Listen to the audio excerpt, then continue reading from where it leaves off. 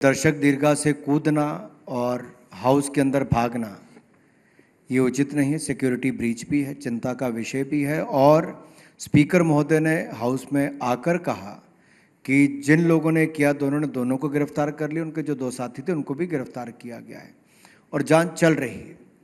जांच पूरी होने से पहले मेरा कुछ कहना बिल्कुल उचित नहीं होगा, क्योंकि ब्रेकिंग न्यूज़ देने के चक्कर में फेक न्यूज़ नहीं चलनी चाहिए। राजनीति में किसी का सीजन समाप्त नहीं होता। दूसरी बात, भारतीय जनता पार्टी कार्यकर्ताओं की पार्टी है, संगठन के माध्यम से चलती है। ये चुनाव हमने नरेंद्र मोदी जी के चेहरे पे लड़े और बहुत सफलता हमें सब में मिली।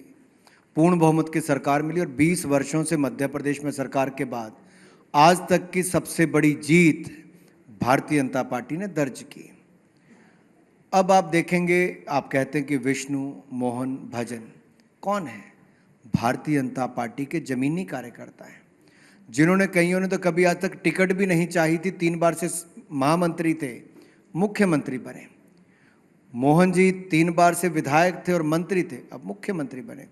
विष्णुदेव जी स्टूडेंट काल से संगठन में थे, अध्यक्ष रहे, केंद्रीय मंत्री रहे, अब मुख्यमंत्री बने। तो दूसरे राजनीतिक दलों में शायद ये संभव ना हो, वहाँ एक ही परिवार की सूची चलती है।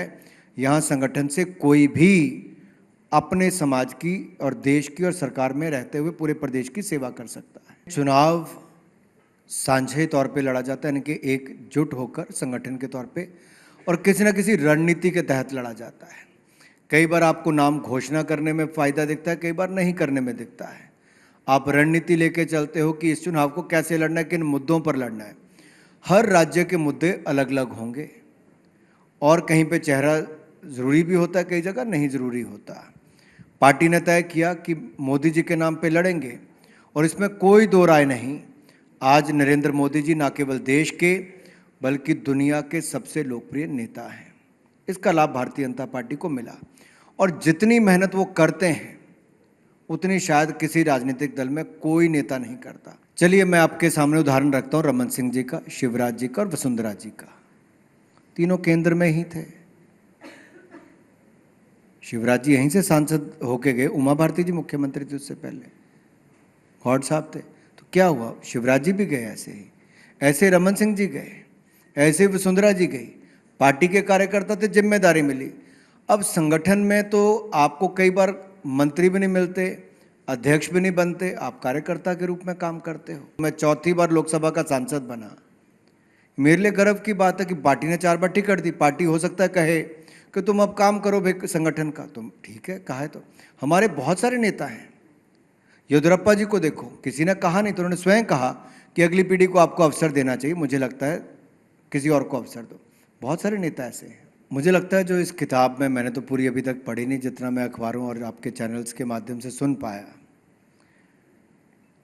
इतना तो उन्होंने ज़रूर लिखा है कि नरेंद्र मोदी जी जहाँ एक और सीखने की इच्छा लगातार रखते हैं और ज़्यादा से ज़्यादा लोगों से सीखना और एक स्टूडेंट की तरह, एक लर्नर की तरह लगातार करते हैं, वहीं दूसरी ओर जिस राजनीतिक दल में उन्होंने वर्षों बिता दिए, वहाँ पर कितने दुखी प्रणबदा होंगे, कितने मन को उनका कष्ट और पीड़ा होगी जब उनको लगता होगा किसको बागडोर सौंपने जा रही हैं सोनिया जी, जो अपनी ही सरकार के विधेयक को फाड़ दे, जो अपनी ही सरकार को भरे चौराहे में कोसे।